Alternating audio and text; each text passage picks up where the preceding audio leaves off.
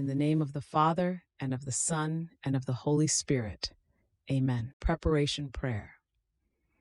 O my Lord Jesus Christ, prostrate here in your divine presence, I beg your most loving heart to let me enter into the sorrowful meditation of the 24 hours of your passion, in which for love of us you wanted to suffer so much in your adorable body and in your most holy soul, even to dying on the cross. Please give me your help, your grace, your love, deep compassion for you, and a profound understanding of your sufferings as I meditate the following hour. For those hours which I am not able to meditate, I offer you the will I have to do so, and I intend to meditate them during all the hours in which I have to do other things or sleep. O merciful Lord Jesus, accept my loving intention and make it profitable for me and for many, as if I had actually done what I want to do in a holy and efficacious manner. O my Jesus, thank you for calling me to unite myself with you in prayer. To please you more, I take your thoughts, your tongue, your heart, and I intend to pray with them, fusing my entire being in your will and in your love. Reaching out to embrace you, I rest my head on your heart and begin. Prayer to disarm the divine justice. My good Jesus, I see that your enemies lift the heavy wood of the cross and let it drop into the hole they had prepared. And you, my sweet love, remain suspended between heaven and earth. In this solemn moment, you turn to the Father, and with weak and feeble voice, you say to him, Holy Father, here I am, loaded down with all the sins of the world. There is not one sin which does not pour upon me. Therefore, no longer unload the scourges of your divine justice upon man, but upon me, your Son. O Father, allow me to bind all souls to this cross and to plead forgiveness for them with the voices of my blood and of my wounds. O Father, do you not see how I have reduced myself? By this cross, by virtue of these pains, concede true conversion, peace, forgiveness, and sanctity to all. Arrest your fury against poor humanity, against my children. They are blind and know not what they are doing. Look well at me, how I have reduced myself because of them. If you are not moved to compassion for them, may you at least be softened by this face of mine, dirtied with spit, covered with blood, bruised and swollen by the so many slaps and blows received. Have pity, my Father. I was the most beautiful of all, and now I am all disfigured, to the point that I no longer recognize myself. I have become the object of all, and so at any cost I want to save the poor creature. My Jesus, how is it possible that you love us so much? Your love crushes my poor heart. Oh, I would want to go into the midst of all creatures to show this face of yours, so disfigured because of them, to move them to compassion for their own souls and for your love. And with the light which emanates from your face, and with the enrapturing power of your love, make them understand who you are and who they are, who dare to offend you, so that they may prostrate themselves before you, to adore you and glorify you. My Jesus, adorable crucified, the creature continues to irritate divine justice, and with her tongue she makes resound the echo of horrible blasphemies, voices of curses and maledictions and evil discourses.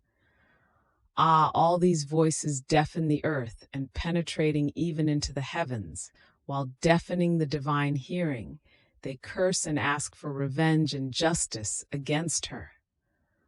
Oh, how divine justice feels pressed to hurl its scourges. Oh, how the many horrendous blasphemies ignite its fury against the creature. But you, O my Jesus, loving us with highest love, face these deadly voices with your omnipotent and creative voice and cry out for mercy, graces, and love for the creature. In order to appease the indignation of the Father, all love, you say to him, My Father, look at me once again. Do not listen to the voices of the creatures, but to mine. I am the one who satisfies for all. Therefore I pray you to look at the creature and to look at her in me. If you look at her outside of me, what will happen to her? She is weak, ignorant, capable only of doing evil, and full of miseries. Have pity, pity on the poor creature. I answer for her with my tongue embittered by bile, parched by thirst, dried and burned by love. My embittered Jesus, my voice in yours wants to face all these offenses, all the blasphemies, in order to change all human voices into voices of blessings and praises. My crucified Jesus, at so much love and pain of yours, the creature does not yet surrender. On the contrary, she despises you and adds sins to sins, committing enormous sacrileges, murders, suicides, duels, frauds, deceits, cruelties, and betrayals. Ah, all these evil works weigh on the arms of your celestial Father, so much so that, unable to sustain their weight, he is about to lower them and pour fury and destruction upon the earth. And you, O my Jesus, to snatch the creature from the divine fury, fearing to see her destroyed, you stretch out your arms to the Father, you disarm him, and prevent divine justice from taking its course.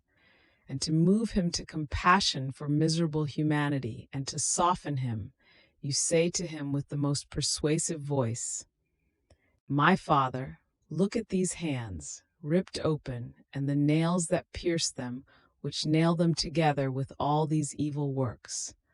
Ah, in these hands I feel all the spasms that these evil works give to me.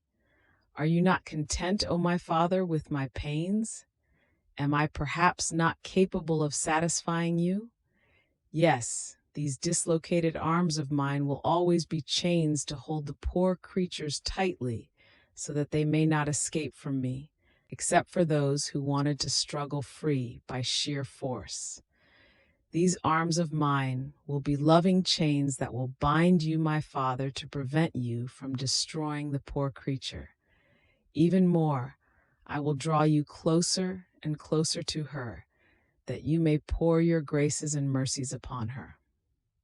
My Jesus, your love is a sweet enchantment for me and pushes me to do what you do.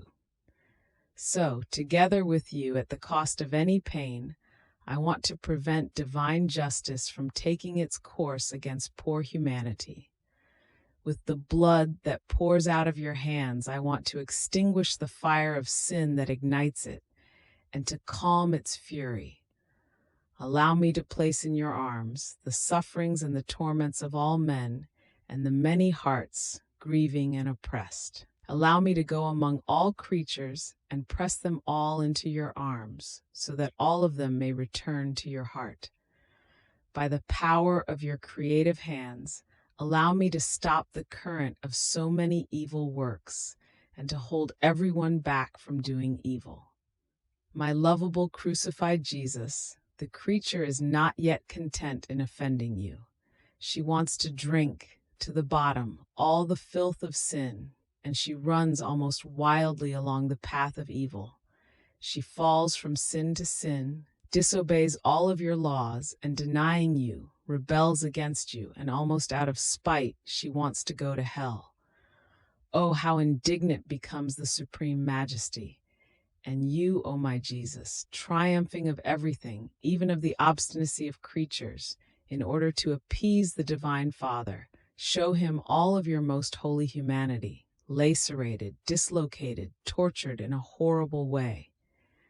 You show your most holy feet, pierced, twisted by the atrocity of the spasms, and I hear your voice, more moving than ever, as though in act of breathing its last, wanting to conquer the creature by force of love and pain, and to triumph over the paternal heart.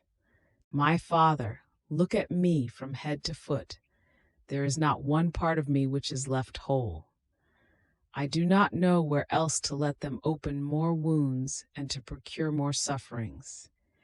If you do not placate yourself at this sight of love and suffering, who will ever be able to placate you? O creatures, if you do not surrender to so much love, what hope remains for you to convert? These wounds and blood of mine will be voices that constantly call from heaven to earth, graces of repentance, forgiveness, and compassion for you. My Jesus, crucified lover, I see that you can take no more. The terrible tension that you suffer on the cross, the continual creaking of your bones that dislocate more and more at each slightest movement, your flesh that rips more and more, the ardent thirst that consumes you, the interior pains that suffocate you with bitterness, pain, and love, and in the face of so many martyrdoms, the human ingratitude that insults you and penetrates, like a mighty wave, into your pierced heart, oppress you so much that your most holy humanity, unable to bear the weight of so many martyrdoms, is about to end, and raving with love and suffering, cries out for help and pity. Crucified Jesus, is it possible that you, who rule everything and give life to all, ask for help? Ah, how I wish to penetrate into each drop of your most precious blood and to pour my own in order to soothe each one of your wounds, to lessen and render less painful the pricks of each thorn, and into every interior pain of your heart to relieve the intensity of your bitternesses. I wish I could give you life for life. If it were possible, I would want to unnail you from the cross and put myself in your place.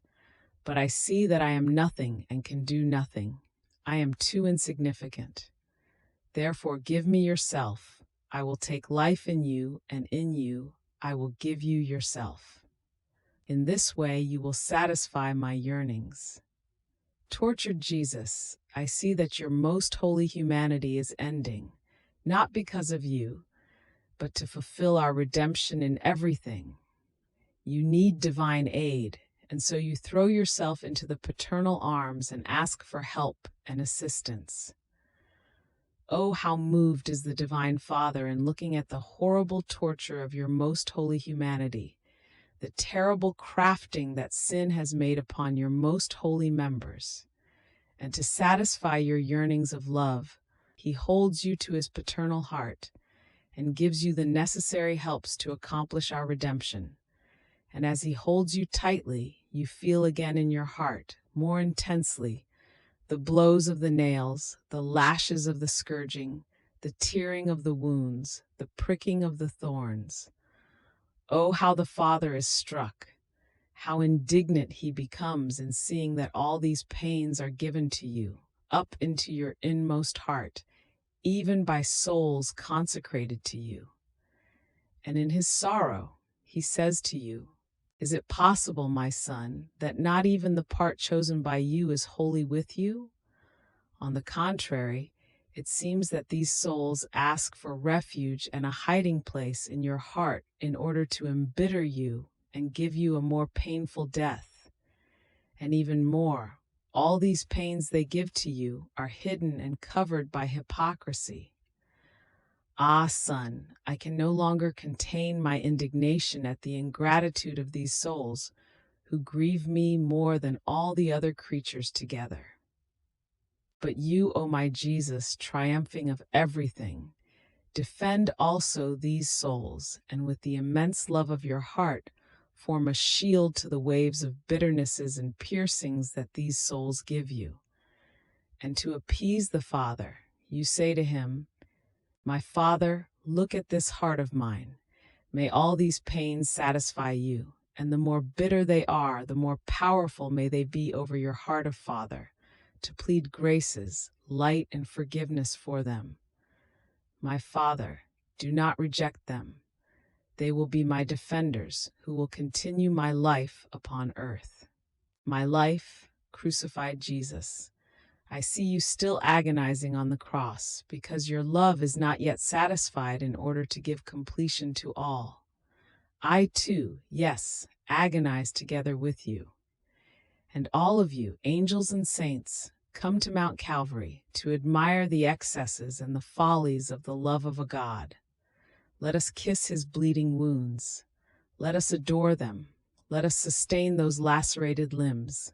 Let us thank Jesus for the accomplished redemption. Let us turn our gaze to the pierced mother who feels pains and deaths in her immaculate heart, for as many pains as she sees in her Son God. Her own clothes are soaked with his blood. Mount Calvary is all covered with it. So all together, let us take this blood. Let us ask the sorrowful mother to unite herself to us. Let us divide ourselves throughout the whole world, and let us go to the help of all. Let us help those who are in danger, that they may not perish, those who have fallen, that they may stand up again, those who are about to fall, that they may not fall. Let us give this blood to the many poor blind, that the light of truth may shine in them. In a special way, let us go into the midst of the poor soldiers to be their vigilant sentries. And if they are about to be struck by the lead of the enemy, let us receive them into our arms to comfort them. And if they are abandoned by all, if they are desperate with their sad destiny, let us give them this blood that they may be resigned and the atrocity of the pain lessened. And if we see that there are souls who are about to fall into hell, let us give them this divine blood, which contains the price of redemption.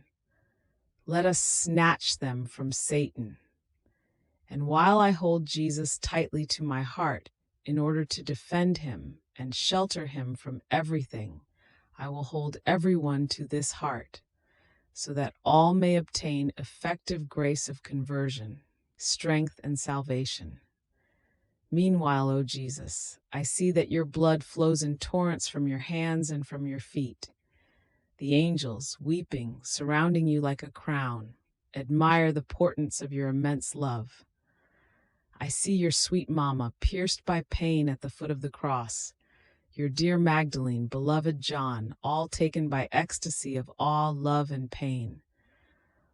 O Jesus, I unite myself to you and I cling to your cross. I take all the drops of your blood and I pour them into my heart.